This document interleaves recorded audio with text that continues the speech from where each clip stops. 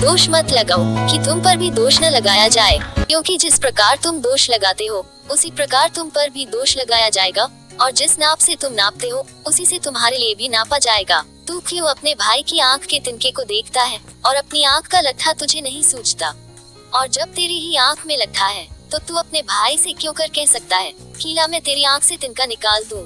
हे कपटी, पहले अपनी आंख में से लट्ठा निकाल ले, तब तू अपने भाई की आंख का तिनका भली भांति देखकर निकाल सकेगा। पितृ वस्तु कुत्तों को न दो और अपने मोती सूरों के आगे मत डालो, ऐसा न हो कि वे उन्हें पांवों तले रौंदे और पलटकर तुमको फाड़ डालें।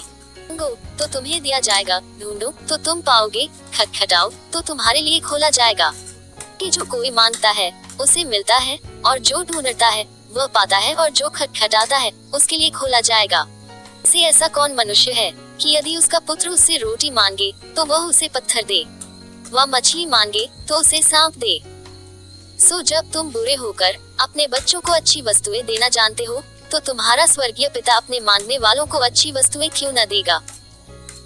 इस कारण जो कुछ तुम चाहते हो कि मनुष्य तुम्हारे साथ करे, तुम भी उनके साथ वैसा ही करो, क्योंकि व्यवस्था और भविष्यद्वक्तों की शिक्षा यही है।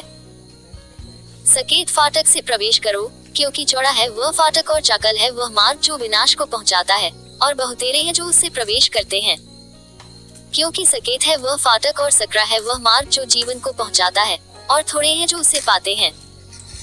झूठे भविष्यद्वक्ताओं से सावधान रहो, जो भेड़ों के भेष में तुम्हारे पास आते हैं, परंतु अंतर में फाड़ने वाले भेड़िए हैं। उनके फलों से तुम उन्हें पहचान लो, क्या झाड़ियों से अंगूर व ऊंट कटारों से अंजीर तोड़ते हैं। इसी प्रकार हर एक अच्छा पेड़ अच्छा फल लाता है और निकम्मा पेड़ बुरा फल लाता है। अच्छा पेड़ बुरा फल नहीं ला सकता और न निकम्मा पेड़ अच्छा फल ला सकता है। जो पेड़ अच्छा फल नहीं लाता वह काटा और आग में डाला जाता है। सो उनके फलों से तुम उन्हें पहचान लोगे। जो मुझसे हे प्रभु कहता है, उनमें से हर एक स्वर्ग के राज्य में प्रवेश न करेगा, परंतु वही जो मेरे स्वर्गीय पिता की इच्छा पर चलता है। उस दिन बहुतेरे मुझसे कहेंगे, हे प्रभु, क्या हमने तेरे नाम से भविष्यवाणी नहीं की, और तेरे नाम से दुष्टात्माओं को नहीं निकाला, और तेरे नाम से बहुत अचंभे के काम नहीं किए? तब मैं उनसे खुलकर कह दूंगा कि मैंने तुमको कभी नहीं जाना। हे कुकर्म करने वालों, मेरे पास से चले जाओ। इसलिए जो कोई मेरी ये बातें सुनकर उन्हें मानता है वह उस बुद्धिमान मनुष्य की नाई ठहरेगा जिसने अपना घर चट्टान पर बनाया। और मैन बरसा और बाढ़ें आई और आंधियां चली और उस घर पर टक्करें लगी, परंतु वह नहीं गिरा, क्योंकि उसकी नींव चट्टान पर डाली गई थी। परंतु जो कोई मेरी ये बातें सुनता है और उन पर नहीं चलता वह उस निर्बुद्धि मनुष्य की नाई ठहरेगा जिसने अपना घर बालू पर बनाया। और मैन बरसा और बाढ़ें आई और आंधियां चली और उस घर पर टक्करें लगी और वह गिरकर सत्यानाश हो गया। जब यीशु ये बातें कह चुका तो ऐसा हुआ कि भीड़ उसके उपदेश से चकित हुई, क्योंकि वह उनके शास्त्रियों के समान नहीं परंतु अधिकारी की नाई उन्हें उपदेश देता था। जब वह उस पहाड़ से उतरा तो एक बड़ी भीड़ उसके पीछे हुई। और देखो, एक कोढ़ी ने पास आकर उसे प्रणाम किया और कहा कि हे प्रभु, यदि तू चाहे तो मुझे शुद्ध कर सकता है। यीशु ने हाथ बढ़ाकर उसे छुआ और कहा, मैं चाहता हूँ, तू शुद्ध हो जा। और वह तुरंत कोढ़ से शुद्ध हो गया। यीशु ने उससे कहा, देख, किसी से न कहना, परंतु जाकर अपने आप को याजक को दिखला और जो चढ़ावा मूसा ने ठहराया है उसे चढ़ा, ताकि उनके लिए गवाही हो। और जब वह कफरनहूम में आया तो एक सूबेदार ने उसके पास आकर उससे विनती की कि हे प्रभु, मेरा सेवक घर में झोले का मारा बहुत दुखी पड़ा है। उसने उससे कहा, मैं आकर उसे चंगा करूंगा। सूबेदार ने उत्तर दिया कि हे प्रभु, मैं इस योग्य नहीं कि तू मेरी छत के तले आए, पर केवल मुख से कह दे तो मेरा सेवक चंगा हो जाएगा। क्योंकि मैं भी पराधीन मनुष्य हूँ और सिपाही मेरे हाथ में हैं, और जब एक से कहता हूँ जा तो वह जाता है, और दूसरे को किया तो वह आता है, और अपने दास से कहता हूँ कि यह कर तो वह करता है। ये सुनकर यीशु ने अचंभा किया और जो उसके पीछे आ रहे थे उनसे कहा, मैं तुमसे सच कहता हूँ कि मैंने इस्राएल में भी ऐसा विश्वास नहीं पाया। और मैं तुमसे कहता हूँ कि बहुतेरे पूर्व और पश्चिम से आकर इब्राहिम और इसहाक और याकूब के साथ स्वर्ग के राज्य में बैठेंगे, परंतु राज्य के संतान बाहर अंधियारे में डाल दिए जाएंगे, वहाँ रोना और दांतों का पीसना होगा। और यीशु ने सूबेदार से कहा, जब जैसा तेरा विश्वास है वैसा ही तेरे लिए हो। और उसका सेवक उसी घड़ी चंगा हो गया। और यीशु ने पतरस के घर में आकर उसकी सास को ज्वर में पड़ी देखा। उसने उसका हाथ छुआ और उसका ज्वर उतर गया और वह उठकर उसकी सेवा करने लगी। जब संध्या हुई तब वे उसके पास बहुत से लोगों को लाए जिनमें दुष्ट आत्माएं थीं, और उसने उन आत्माओं को अपने वचन से निकाल दिया और सब बीमारों को चंगा किया, ताकि जो वचन यशायाह भविष्यद्वक्ता के द्वारा कहा गया था वह पूरा हो, कि उसने आप हमारी दुर्बलताओं को ले लिया और हमारी बीमारियों को उठा लिया। यीशु ने अपनी चारों ओर एक बड़ी भीड़ देखकर उस पार जाने की आज्ञा दी। और एक शास्त्री ने पास आकर उससे कहा, हे गुरु, जहाँ कहीं तू जाएगा मैं तेरे पीछे पीछे हो लूंगा। यीशु ने उससे कहा, लोमड़ियों के भट्ट और आकाश के पक्षियों के बसेरे होते हैं, परंतु मनुष्य के पुत्र के लिए सिर धरने की भी जगह नहीं है। एक और चेले ने उससे कहा, हे प्रभु, मुझे पहले जाने दे कि अपने पिता को गाड़ दूं। यीशु ने उससे कहा, तू मेरे पीछे हो ले और मुर्दों को अपने मुर्दे गाड़ने दे। जब वह नाव पर चढ़ा तो उसके चेले उसके पीछे हो लिए। और देखो, झील में एक ऐसा बड़ा तूफान उठा कि नाव लहरों से ढांपने लगी और वह सो रहा था। तब उन्होंने पास आकर उसे जगाया और कहा, हे प्रभु, हमें बचा, हम नाश हुए जाते हैं। उसने उनसे कहा, हे अल्पविश्वासियों, क्यों डरते हो? तब उसने उठकर आंधी और पानी को डांटा और सब शांत हो गया। और लोग अचंभा करके कहने लगे कि यह कैसा मनुष्य है कि आंधी और पानी भी उसकी आज्ञा मानते हैं। जब वह उस पार गदरेनियों के देश में पहुंचा तो दो मनुष्य जिनमें दुष्ट आत्माएं थी कब्रों से निकलते हुए उसे मिले, जो इतने प्रचंड थे कि कोई उस मार्ग से जा नहीं सकता था। और देखो, उन्होंने चिल्लाकर कहा, हे परमेश्वर के पुत्र, हमारा तुझसे क्या काम? क्या तू समय से पहले हमें दुख देने यहाँ आया है? उनसे कुछ दूर बहुत से सुअरों का एक झुंड चल रहा था। दुष्ट आत्माओं ने उससे यह कहकर विनती की कि यदि तू हमें निकालता है तो सुअरों के झुंड में भेज दे। उसने उनसे कहा, जाओ। वे निकलकर सुअरों में पैठ गए और देखो, सारा झुंड किनारे पर से झपटकर पानी में जा पड़ा और डूब मरा। और चरवाहे भागे और नगर में जाकर ये सब बातें और जिनमें दुष्ट आत्माएं थी उनका सारा हाल कह सुनाया। और देखो, सारे नगर के लोग यीशु से भेंट करने को निकल आए और उसे देखकर विनती की कि हमारे सिवानों से बाहर निकल जा। फिर वह नाव पर चढ़कर पार गया और अपने नगर में आया। और देखो, कई लोग एक झोले के मारे हुए को खाट पर रखकर उसके पास लाए। यीशु ने उनका विश्वास देखकर उस झोले के मारे हुए से कहा, हे पुत्र, ढाढ़स बांध, तेरे पाप क्षमा हुए। और देखो, कई शास्त्रियों ने सोचा कि यह तो परमेश्वर की निंदा करता है। यीशु ने उनके मन की बातें मालूम करके कहा कि तुम लोग अपने अपने मन में बुरा विचार क्यों कर रहे हो? सहज क्या है ये कहना कि तेरे पाप क्षमा हुए, यही कहना कि उठ और चल फिर? परंतु इसलिए कि तुम जान लो कि मनुष्य के पुत्र को पृथ्वी पर पाप क्षमा करने का अधिकार है। उसने झोले के मारे हुए से कहा, उठ, अपनी खाट उठा और अपने घर चला जा। वह उठकर अपने घर चला गया। लोग ये देखकर डर गए और परमेश्वर की महिमा करने लगे जिसने मनुष्यों को ऐसा अधिकार दिया है। वहाँ से आगे बढ़कर यीशु ने मत्ती नाम एक मनुष्य को महसूल की चौकी पर बैठे देखा और उससे कहा, मेरे पीछे हो ले। वह उठकर उसके पीछे हो लिया। और जब वह घर में भोजन करने के लिए बैठा तो बहुतेरे महसूल लेने वाले और पापी आकर यीशु और उसके चेलों के साथ खाने बैठे। ये देखकर फरीसियों ने उसके चेलों से कहा, तुम्हारा गुरु महसूल लेने वालों और पापियों के साथ क्यों खाता है? उसने ये सुनकर उनसे कहा, वैद्य भले चंगों को नहीं परंतु बीमारों को अवश्य है। सो तुम जाकर इसका अर्थ सीख लो कि मैं बलिदान नहीं परंतु दया चाहता हूँ, क्योंकि मैं धर्मियों को नहीं परंतु पापियों को बुलाने आया हूँ। तब यूहन्ना के चेलों ने उसके पास आकर कहा, क्या कारण है कि हम और फरीसी इतना उपवास करते हैं पर तेरे चेले उपवास नहीं करते? यीशु ने उनसे कहा, क्या बराती जब तक दूल्हा उनके साथ है शोक कर सकते हैं, पर वे दिन आएंगे कि दूल्हा उनसे अलग किया जाएगा, उस समय वे उपवास करेंगे। कोरे कपड़े का पैबंद पुराने पहिरावन पर कोई नहीं लगाता, क्योंकि वह पैबंद पहिरावन से और कुछ खींच लेता है और वह अधिक फट जाता है। और नया दाखरस पुरानी मशकों में नहीं भरते हैं, क्योंकि ऐसा करने से मशकें फट जाती हैं और दाखरस बह जाता है और मशकें नाश हो जाती हैं, परंतु नया दाखरस नई मशकों में भरते हैं और वह दोनों बची रहती हैं। वह उनसे ये बातें कह ही रहा था कि देखो, एक सरदार ने आकर उसे प्रणाम किया और कहा, मेरी पुत्री अभी मरी है, परंतु चलकर अपना हाथ उस पर रख तो वह जीवित हो जाएगी। यीशु उठकर अपने चेलों समेत उसके पीछे हो लिया। और देखो, एक स्त्री ने जिसके 12 वर्ष से लहू बहता था, उसके पीछे से आकर उसके वस्त्र के आंचल को छू लिया, क्योंकि वह अपने मन में कहती थी कि यदि मैं उसके वस्त्र ही को छू लूंगी तो चंगी हो जाऊंगी। यीशु ने फिरकर उसे देखा और कहा, पुत्री ढाढ़स बांध, तेरे विश्वास ने तुझे चंगा किया है। सो वह स्त्री उसी घड़ी चंगी हो गई। जब यीशु उस सरदार के घर में पहुंचा और बांसुरी बजाने वालों और भीड़ को हुल्लड़ मचाते देखा, तब कहा, हट जाओ, लड़की मरी नहीं पर सोती है। इस पर वे उसकी हंसी करने लगे। परंतु जब भीड़ निकाल दी गई तो उसने भीतर जाकर लड़की का हाथ पकड़ा और वह जी उठी, और इस बात की चर्चा उस सारे देश में फैल गई। जब यीशु वहां से आगे बढ़ा तो 2 अंधे उसके पीछे ये पुकारते हुए चले कि हे दाऊद की संतान, हम पर दया कर। जब वह घर में पहुंचा तो वे अंधे उसके पास आए और यीशु ने उनसे कहा, क्या तुम्हें विश्वास है कि मैं ये कर सकता हूँ? उन्होंने उससे कहा, हाँ प्रभु। तब उसने उनकी आंखें छूकर कहा, तुम्हारे विश्वास के अनुसार तुम्हारे लिए हो।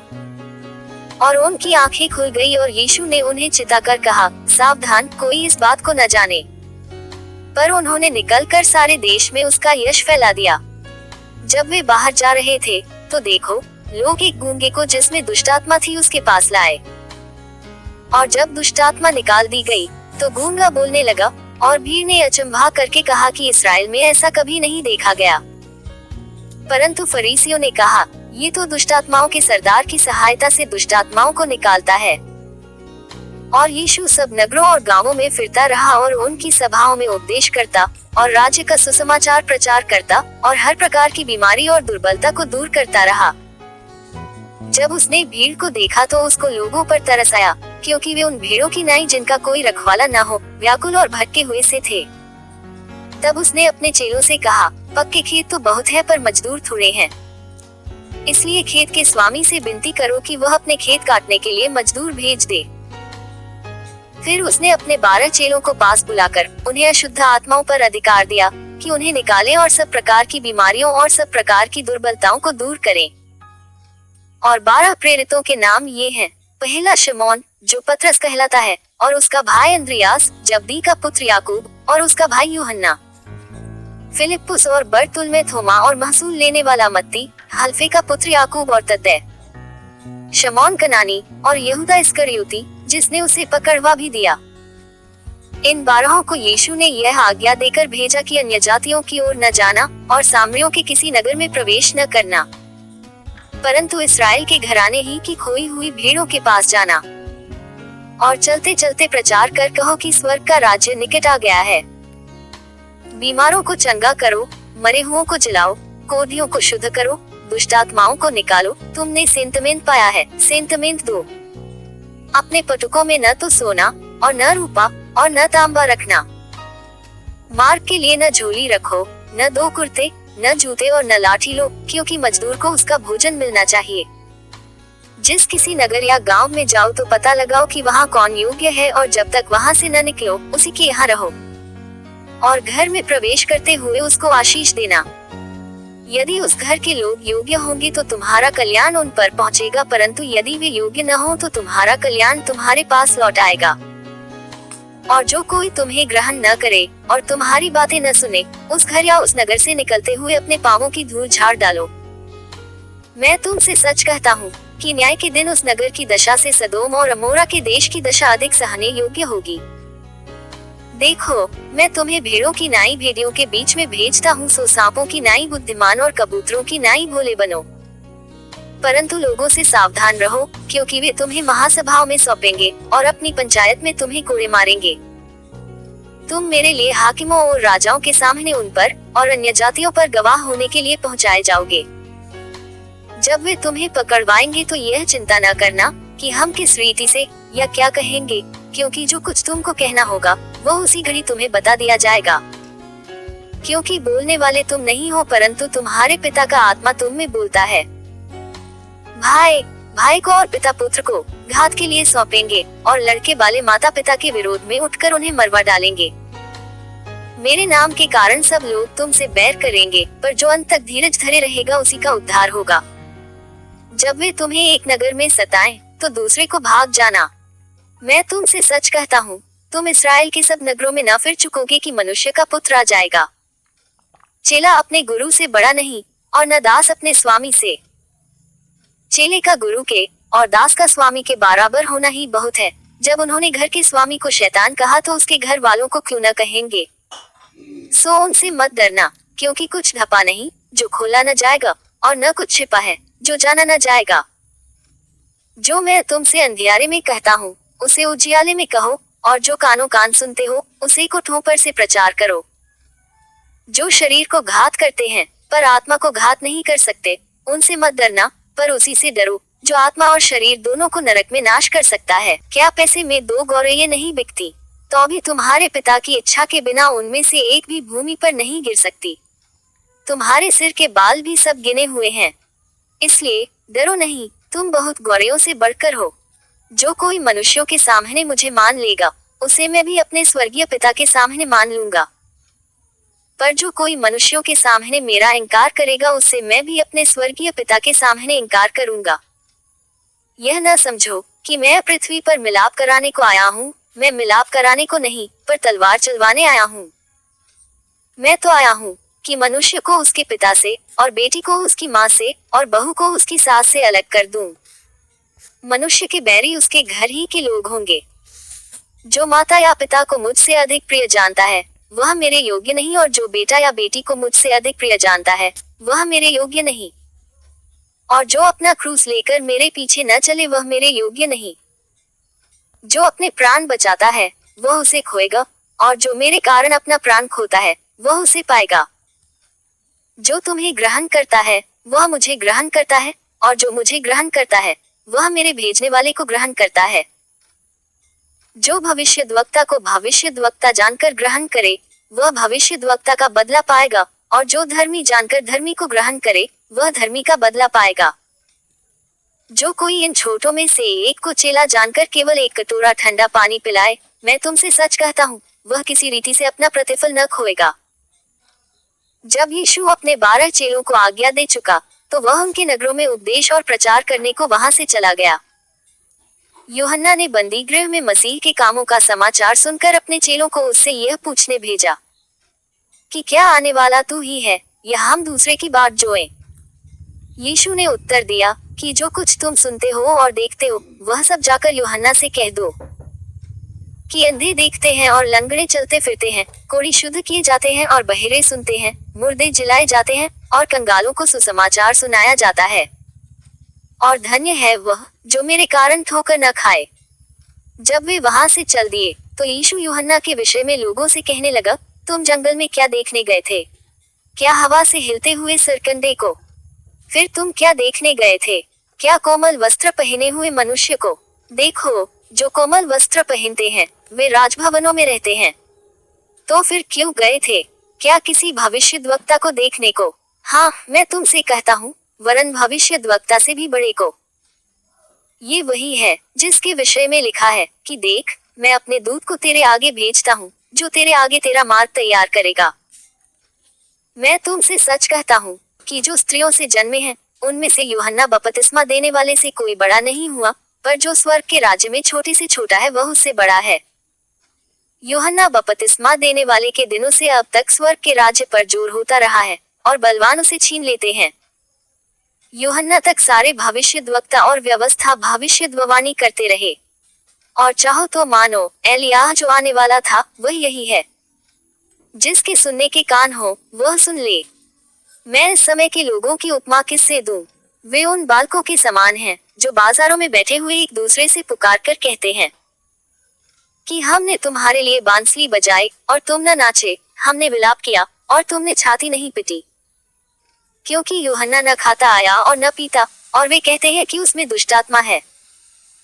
मनुष्य का पुत्र खाता पीता आया, और वे कहते हैं कि देखो, पेटू और पियक्कड़ मनुष्य, महसूल लेने वालों और पापियों का मित्र, पर ज्ञान अपने कामों में सच्चा ठहराया गया है। तब वह उन नगरों को उलाहना देने लगा जिनमें उसने बहुतेरे सामर्थ के काम किए थे, क्योंकि उन्होंने अपना मन नहीं फिराया था। हाय, खुराजीन, हाय बेतसैदा, जो सामर्थ के काम तुम में किए गए, यदि वे सूर और सैदा में किए जाते, तो टाट ओढ़कर और राख में बैठकर वे कब के मन फिरा लेते। परंतु मैं तुमसे कहता हूँ कि न्याय के दिन तुम्हारी दशा से सूर और सैदा की दशा अधिक सहने योग्य होगी। और हे कफरनहूम, क्या तू स्वर्ग तक ऊंचा किया जाएगा? तू तो अधोलोक तक नीचे जाएगा।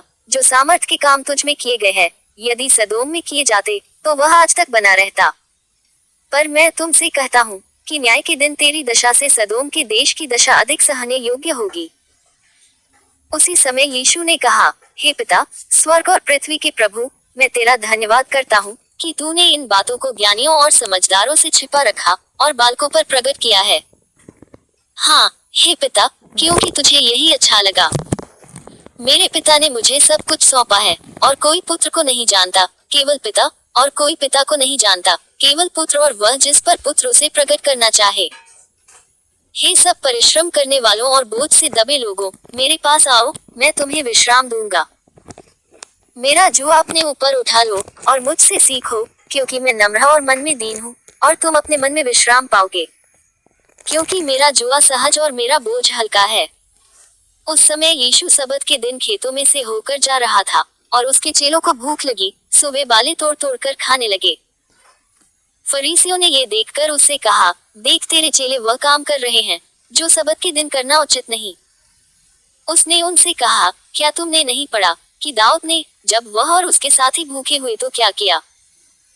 वह क्यों कर परमेश्वर के घर में गया और भेंट की रोटियां खाई, जिन्हें खाना न तो उसे और उसके साथियों को, पर केवल याजकों को उचित था। या तुमने व्यवस्था में नहीं पढ़ा कि याजक सबत के दिन मंदिर में सबत के दिन के विधि को तोड़ने पर भी निर्दोष ठहरते हैं? पर मैं तुमसे कहता हूँ कि यहाँ वह है जो मंदिर से भी बड़ा है। यदि तुम इसका अर्थ जानते कि मैं दया से प्रसन्न हूँ, बलिदान से नहीं, तो तुम निर्दोष को दोषी न ठहराते। मनुष्य का पुत्र तो सबत के दिन का भी प्रभु है। वहां से चलकर वह उनकी सभा के घर में आया, और देखो, एक मनुष्य था जिसका हाथ सूखा हुआ था, और उन्होंने उस पर दोष लगाने के लिए उससे पूछा कि क्या सबत के दिन चंगा करना उचित है। उसने उनसे कहा, तुम में ऐसा कौन है जिसकी एक ही भेड़ हो और वह सबत के दिन गड्ढे में गिर जाए, तो वह उसे पकड़कर न निकाले? भला मनुष्य का मूल्य भेड़ से कितना बढ़कर है, इसलिए सबत के दिन भलाई करना उचित है। तब उसने उस मनुष्य से कहा, अपना हाथ बढ़ा। उसने बढ़ाया, और वह फिर दूसरे हाथ की नाई अच्छा हो गया। तब फरीसियों ने बाहर जाकर उसके विरोध में सम्मति की कि उसे किस प्रकार नाश करें। ये जानकर यीशु वहां से चला गया, और बहुत लोग उसके पीछे हो लिए, और उसने सबको चंगा किया, और उन्हें चिताया कि मुझे प्रकट न करना, कि जो वचन यशायाह भविष्यद्वक्ता के द्वारा कहा गया था वह पूरा हो, कि देखो, यह मेरा सेवक है जिसे मैंने चुना है, मेरा प्रिय, जिससे मेरा मन प्रसन्न है। मैं अपना आत्मा उस पर डालूंगा, और वह अन्य जातियों को न्याय का समाचार देगा। वह न झगड़ा करेगा, और न धूम मचाएगा, और न बाजारों में कोई उसका शब्द सुनेगा। वह कुचले हुए सरकंडे को न तोड़ेगा, और धुआं देती हुई बत्ती को न बुझाएगा, जब तक न्याय को प्रबल न कराए। और अन्य जातियां उसके नाम पर आशा रखेंगी। तब लोग एक अंधे गूंगे को, जिसमें दुष्ट आत्मा थी, उसके पास लाए, और उसने उसे अच्छा किया, और वह गूंगा बोलने और देखने लगा। इस पर सब लोग चकित होकर कहने लगे, यह क्या दाऊद की संतान का है? परंतु फरीसियों ने ये सुनकर कहा, ये तो दुष्ट आत्माओं के सरदार शैतान की सहायता के बिना दुष्ट आत्माओं को नहीं निकालता। उसने उनके मन की बात जानकर उनसे कहा, जिस किसी राज्य में फूट होती है वह उजड़ जाता है, और कोई नगर या घराना जिसमें फूट होती है बना न रहेगा। और यदि शैतान ही शैतान को निकाले, तो वह अपना ही विरोधी हो गया है, फिर उसका राज्य क्यों कर बना रहेगा? भला यदि मैं शैतान की सहायता से दुष्ट आत्माओं को निकालता हूँ, तो तुम्हारे वंश किसकी सहायता से निकालते हैं?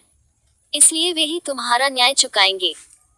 पर यदि मैं परमेश्वर के आत्मा की सहायता से दुष्ट आत्माओं को निकालता हूँ, तो परमेश्वर का राज्य तुम्हारे पास आ पहुंचा है।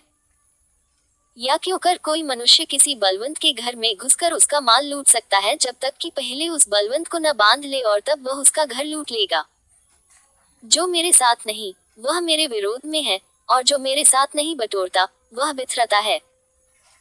इसलिए मैं तुमसे कहता हूँ कि मनुष्य का सब प्रकार का पाप और निंदा क्षमा की जाएगी, पर आत्मा की निंदा क्षमा न की जाएगी। जो कोई मनुष्य के पुत्र के विरोध में कोई बात कहेगा, उसका यह अपराध क्षमा किया जाएगा, परंतु जो कोई पवित्र आत्मा के विरोध में कुछ कहेगा, उसका अपराध न तो इस लोक में और न परलोक में क्षमा किया जाएगा। यदि पेड़ को अच्छा कहो, तो उसके फल को भी अच्छा कहो, या पेड़ को निकम्मा कहो, तो उसके फल को भी निकम्मा कहो, क्योंकि पेड़ फल ही से पहचाना जाता है। हे सांप के बच्चों, तुम बुरे होकर क्यों कर अच्छी बातें कह सकते हो? क्योंकि जो मन में भरा है, वही मुंह पर आता है। भला मनुष्य मन के भले भंडार से भली बातें निकालता है, और बुरा मनुष्य बुरे भंडार से बुरी बातें निकालता है। और मैं तुमसे कहता हूँ कि जो निकम्मी बातें मनुष्य कहेंगे, न्याय के दिन हर एक बात का लेखा देंगे।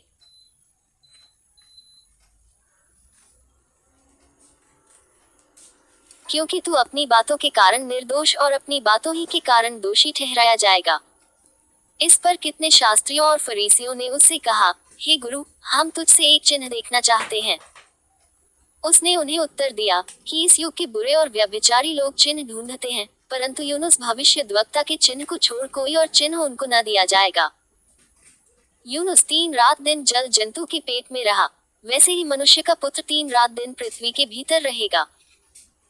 नीनवे के लोग न्याय के दिन इस युग के लोगों के साथ उठकर उन्हें दोषी ठहराएंगे, क्योंकि उन्होंने यूनुस का प्रचार सुनकर मन फिराया, और देखो, यहाँ वह है जो यूनुस से भी बड़ा है। दक्षिण की रानी न्याय के दिन इस युग के लोगों के साथ उठकर उन्हें दोषी ठहराएगी, क्योंकि वह सुलेमान का ज्ञान सुनने के लिए पृथ्वी की छोर से आए, और देखो, यहाँ वह है जो सुलेमान से भी बड़ा है। जब अशुद्ध आत्मा मनुष्य में से निकल जाती है, तो सूखी जगहों में विश्राम ढूंढती फिरती है, और पाती नहीं। तब कहती है कि मैं अपने उसी घर में जहाँ से निकली थी लौट जाऊंगी, और आकर उसे सुना, झाड़ा बुहारा और सजा सजाया पाती है। तब वह जाकर अपने से और बुरी 7 आत्माओं को अपने साथ ले आती है, और वे उसमें बैठकर वहां वास करती है, और उस मनुष्य की पिछली दशा पहले से भी बुरी हो जाती है। इस युग के बुरे लोगों की दशा भी ऐसी ही होगी। जब वह भीड़ से बातें कर ही रहा था, तो देखो, उसकी माता और भाई बाहर खड़े थे, और उससे बातें करना चाहते थे। किसी ने उससे कहा, देख, तेरी माता और तेरे भाई बाहर खड़े हैं, और तुझसे बातें करना चाहते हैं। ये सुन उसने कहने वाले को उत्तर दिया, कौन है मेरी माता और कौन है मेरे भाई? और अपने चेलों की ओर अपना हाथ बढ़ाकर कहा, देखो, मेरी माता और मेरे भाई ये हैं। क्योंकि जो कोई मेरे स्वर्गीय पिता की इच्छा पर चले, वही मेरा भाई और बहन और माता है। उसी दिन यीशु घर से निकलकर झील के किनारे जा बैठा।